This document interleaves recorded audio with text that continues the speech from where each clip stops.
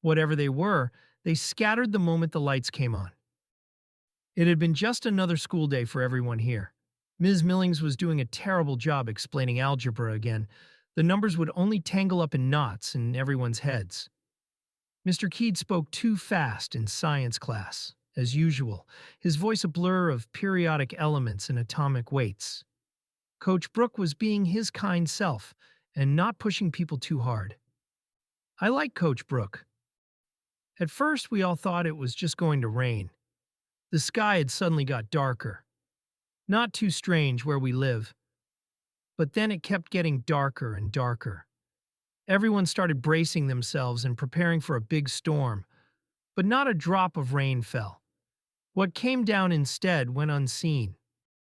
All I can remember was the world turning pitch black. I had a little lamp with me that I would clip to my books to read whenever I was in a shady place, like the old oak in the yard.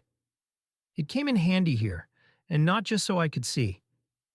I considered using my phone for light instead, but I didn't want to get in trouble with Ms. Millings. The silence in the room hit like a brick. Then a sudden sickening crunch came from one of the nearby desks, rapidly followed by dozens more. When the sounds ended, I tilted the light to look around. Every desk in my classroom was empty, and even the teacher had vanished. But why not me? I tilted my light around the room and caught a faint glimpse of something moving in the darkness around it. In a panic, I started swinging my lamp around to try and see it, just to confirm that I wasn't hallucinating.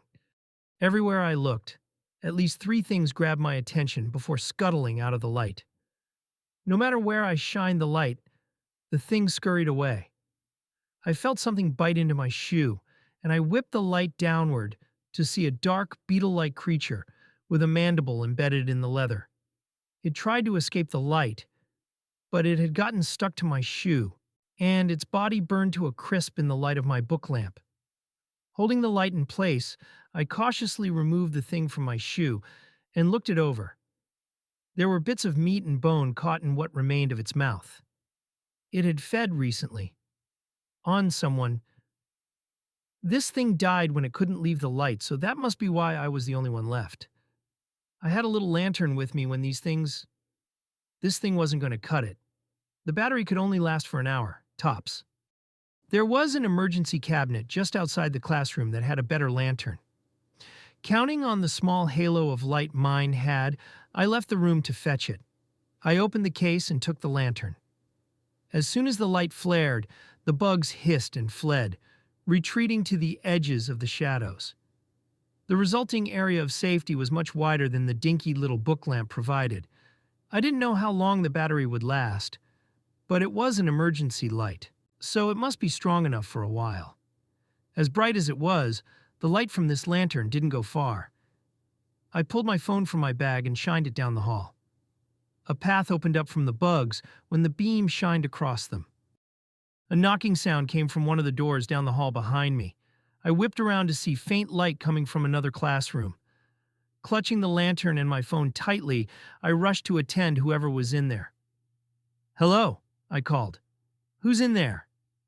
In the door's window, the frightened face of Mr. Keed pressed itself against the glass. "Help! Get me out of here! The class, my students, they're all gone. I... Mr. Keed, calm down. Is there any way you can break the door open?" "Break it. No, there's nothing I can reach from here. There's things in the darkness. I can't..." "They stay in the dark, Mr. Keed. I accidentally killed one with my own light before. Take a light with you. They'll stay away." I shined my phone's flashlight into the room, trying to clear some kind of path for the frightened science teacher. "I see something I can use. Hold the light over there." Mr. Keed pointed to one end of the classroom. I held my light up for him, showing the metal stand for one of those obligatory fake skeletons.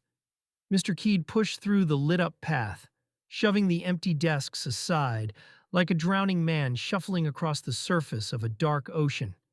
He tore the plastic skeleton off and came back to the door with the long metal post. "Stand back." I backed away from the door, and Keed smashed the window open with the post. "Wouldn't it be easier to just open it?" "I tried that." He grunted as he climbed through the window.